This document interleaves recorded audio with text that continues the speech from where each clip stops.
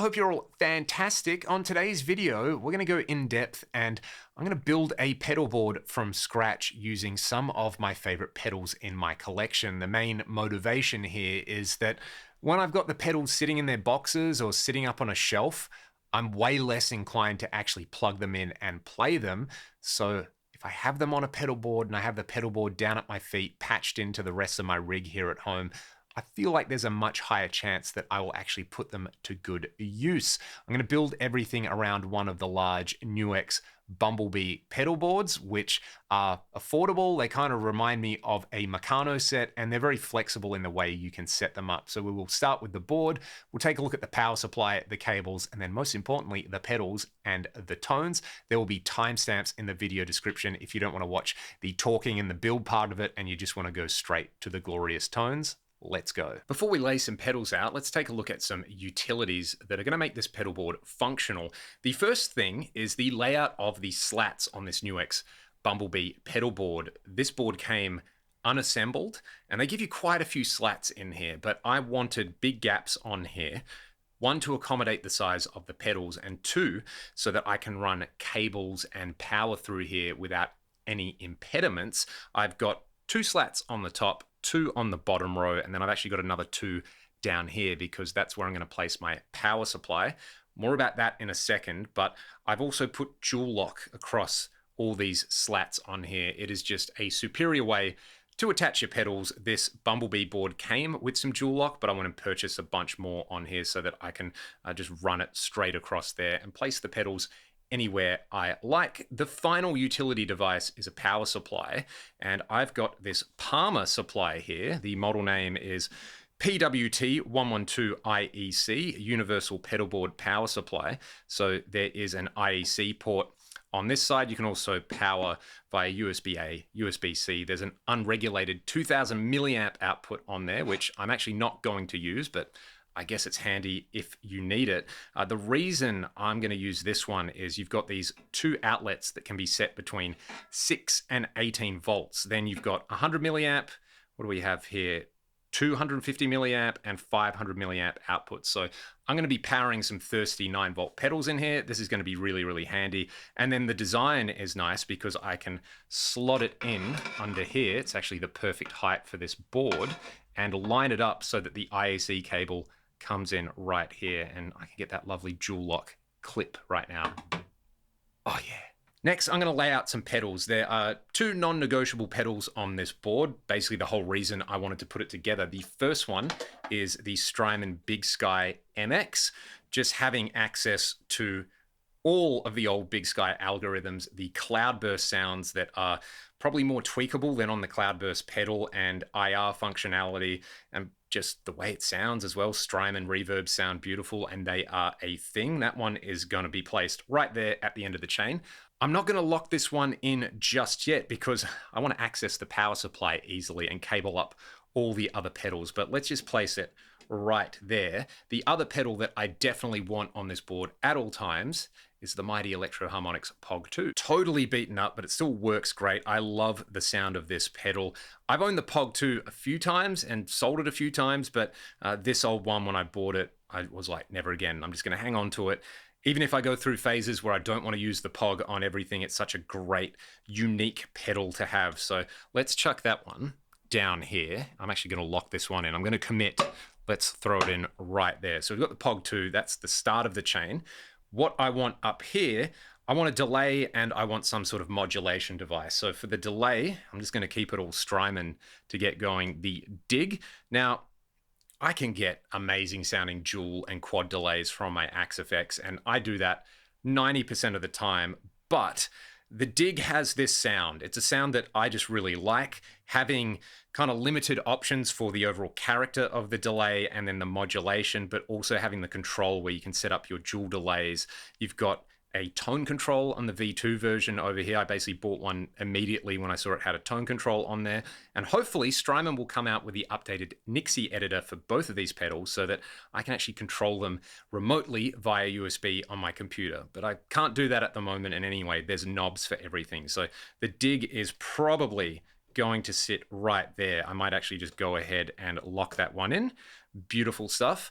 The final slot on here, this whole row, by the way, is going to be like post effects. A modulation device, and I haven't made up my mind here. One option is the amazing Past Effects Chorus Ensemble.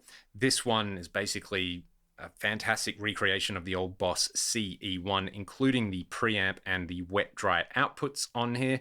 My concern with this is, again, it's not true stereo, so the wet dry thing is really cool. I don't know if it's an always on kind of thing for me. The other option is an original 1981 TC SCF, and this one is a true stereo chorus. It can do flange and pitch detune as well on there. The downside though is the attached IEC over here. So what we'll do is let's put the Past Effects on there to start, and we'll shoot them out in the video and I'll see which one I like. If I want the true stereo thing, I can probably live with this attached IEC for now. Let's pad out the rest of the board. And again, this is where there's some uncertainty with what I want the last pedal to be, but I do know I definitely want one of my favorite, if not my favorite modulation effects ever on here, the awesomely named Past Effects Elastic Mattress. Now, this one runs at 18 volts, which is why I wanted that Palmer power supply in there. I've got a few other Past Effects flanges that also run at 18 volts. So having multiple 18 volt outlets on there is going to be really handy. I think I want to place this one after the POG on here. So it kind of makes sense to do all your funky octave attack modification and things like that, then go into a lovely sounding flanger. Now, this is where I have not made up my mind at all. There's a few different options on here. This might even just be like a floating spot on this particular board. First one, yet another beat up electro harmonics pedal. This is the EHX Microsynth on here. Just a gloriously filthy sounding pedal. Lots of overlap with the POG, but lots of things that it does pretty uniquely. Not 100% sold on the fact I want this one on here. If I was going to put it on, I'd probably put it before the POG. I think that would make the most sense on there. The other option is one of two different Way Huge pedals. And I will admit, I want some Way Huge on this board just for the vibe, and I love the company. The first one, the Supa-Puss. This is a true analog delay. If you haven't seen my shootout with a deluxe Memory Man and a bunch of other delays, this doesn't sound exactly like a deluxe Memory Man. It's kind of got its own thing going on. There's some unique things you can do in terms of the setup where you can have it filter through the different subdivisions, so you get these kind of time warp delay effects in there. But it has tap tempo, it sounds fantastic. There's modulation, you can modify the input gain and the tone, so very much like a modern take on a DMM. The other one, you know, we're talking about pedals with sliders on here, it's the Way Huge Atreides. This is like even dirtier than the POG and the Microsynth. So I think it's going to be a shootout between one of these two pedals, to be honest. Maybe let's just go normcore to start out with, and we'll put the Supa-Puss on there. Okay, next, let's cable this whole thing up. I've got a bunch of cables from Klotz. Shout out to Klotz for sending me not just some patch cables, but some of their long instrument cables, which I'll be using in this rig. Then the Palmer power supply also came with, like, if I'm going to be honest, way too many of these power jacks on here, but it's better to have too many than too few. The last thing, let's pull this out. Listen to all that clang and noise. There's actually a Warwick Rock board. It's a TRS to dual mono cable, and I need this to get into the dig in stereo. So whether I use this or whether I use the SCF, I need something that can go from a pair of mono jacks to a stereo input on here, so I can keep everything stereo after the wobbly bits on here. The dig, rather than having two mono inputs like the Big Sky, has a single TRS jack. There are little switches on the back to set that mode. So this cable is definitely going in here to the dig. That is absolutely set. When I come out of the dig, I'm going to be going in stereo, so I need a pair of these Klotz patch cables. Let's just do a time lapse.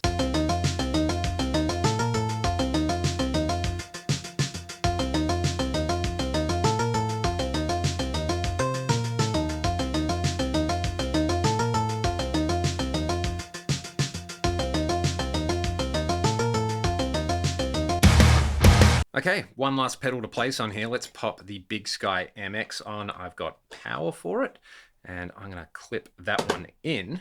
What I can actually do now is plug some cables in, plug some power in, and we can hear some sounds out of this. I specifically want to shoot out the chorus ensemble with the SCF and just see which one I prefer.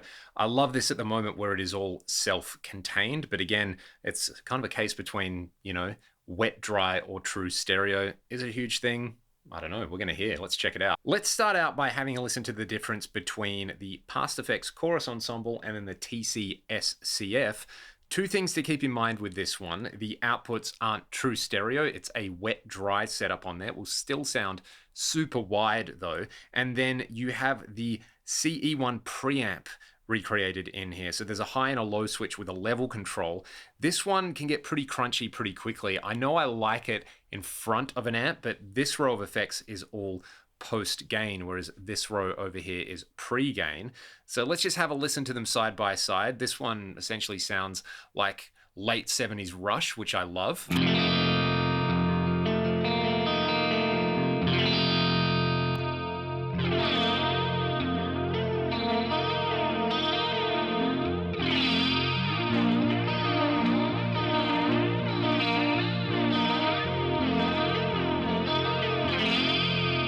Throw that on with a dual delay from the Dig and a hall reverb from the Big Sky, and it's already pretty lush.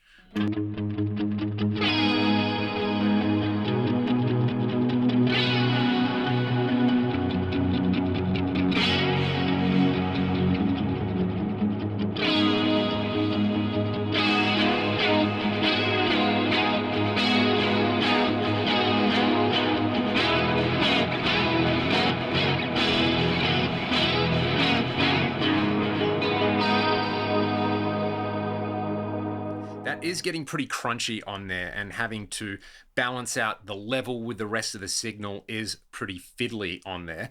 I do love the way it sounds on there though. However, I can kind of get a similar thing, well, not... Now that is getting a little bit crunchy, and especially with some dirty sounds, it's really easy to overload the preamp on here. It does sound fantastic though. I can cop some Rush vibes or some Andy Summers vibes with the Elastic Mattress though. Let's have a listen to what that one does.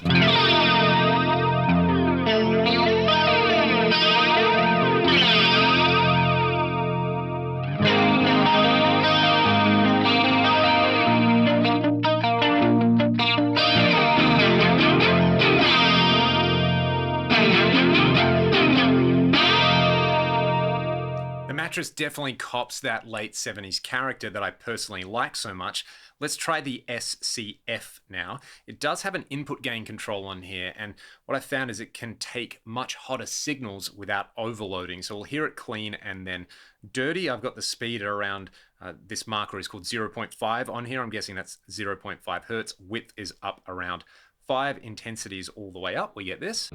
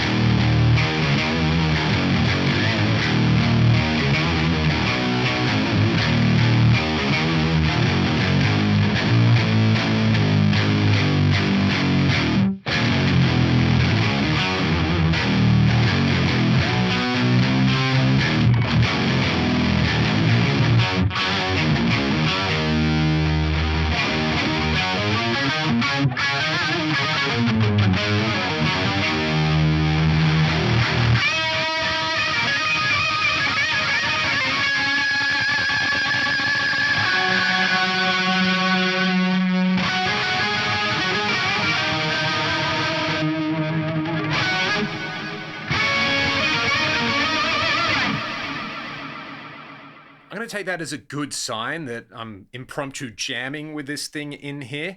As much as I love the sound of the chorus ensemble, I do feel like its strong point is running at pre-gain. So for this setup post-gain, the SCF just sounds magical, doesn't it? It's got that sort of mid to late 80s subtle widening chorus style effect on there, opposed to the kind of grungy gritty CE1 style chorus on there. I like that there's also the flanger and the pitch mode on there as well, but that just sounds so thick and so wide, and having the input gain and the high headroom in there.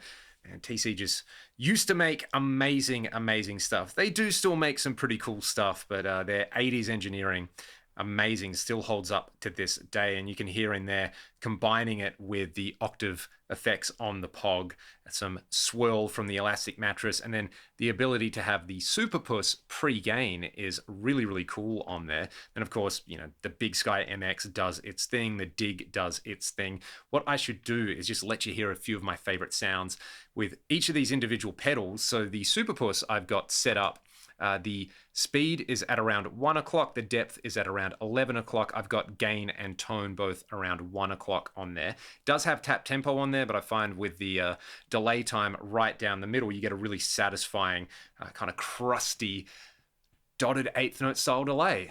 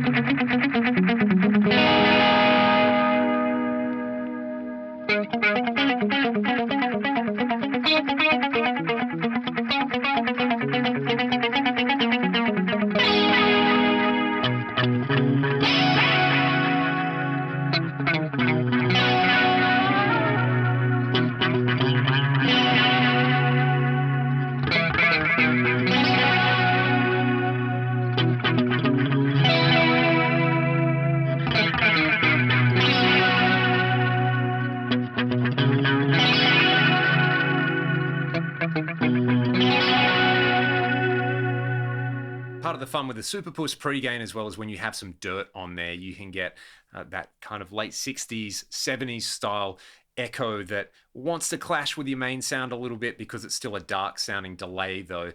It kind of blends in there. I don't want this sound all the time, but you know, the Blackmore fanatic and the Van Halen fanatic in me still loves this.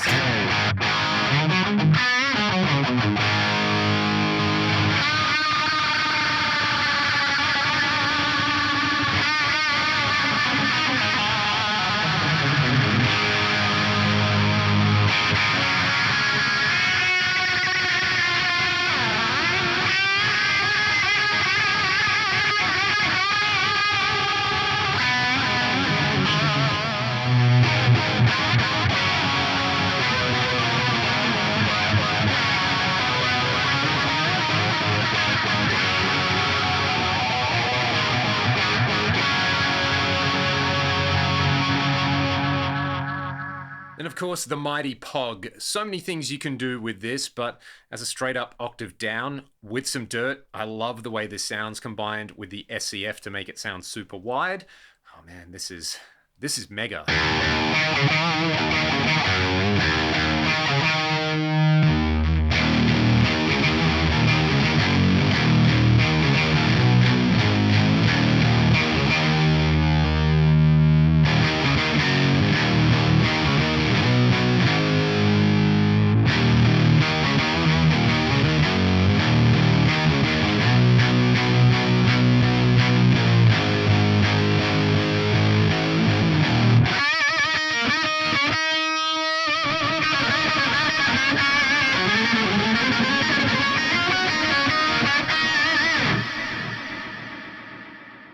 That is gloriously filthy. Now, the Dig, combined with the Big Sky and the SCF, can do some really stunning stuff. Maybe my favorite thing on the Big Sky MX, though, is combining the cloudburst algorithm with the shimmer algorithm on here, then adding some nice long dual delays from the dig, and obviously some stereoification, some big grease from the SCF. So let's just have a listen to what we can do with this one.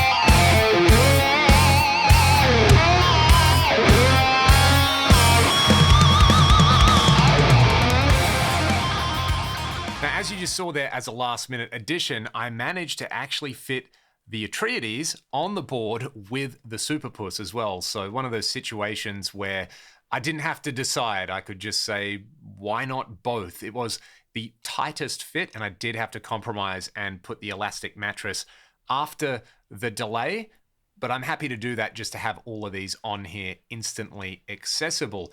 If I did have more room on here, I would probably try to find some space for the chorus ensemble. I guess there is some space kind of under here where if I wanted to put it on like a set and forget mode, I could place it down there. But for now, I'm just going to roll with this. I feel like the top row does all the pristine, lush ambient effects. It can kind of be a fill-in for some 80s style rack tones, which I love. And then the bottom is all about character and weirdness on there. The Palmer power supply has been super solid. You know, if I wanted to say swap the Atreides out for one of the past effects 18 volt pedals like their ADA flanger clone or their MXR flanger clone, I could run two 18 volt pedals on here, no problem. Alternatively, I've also got lots of other power to run some other effects. That 2000 milliamp output on here as well probably has enough juice to power something like an HX Stomp. So if I wanted like an outboard part of this as well, I could do that. But for now, this is just going to sit down at my feet, and the ability to turn it on and off with the on-off switch on the power supply is very underrated. It means I don't have to keep pulling the IEC like with some of my other power supplies, and just having instant access to the glorious sounding Strymon pedals, all the character from the Pog and the Atreides, and then, you know, it's just some standards in there like the elastic mattress, the Supa-Puss, and this amazing sounding TC SCF. I actually was going to sell this pedal about a week or two ago. I put it up for sale and then I plugged it back in and I was like, what's wrong with me? This thing sounds amazing. So having it mounted on the board feels like a fail-safe for me, so I don't regret selling this thing.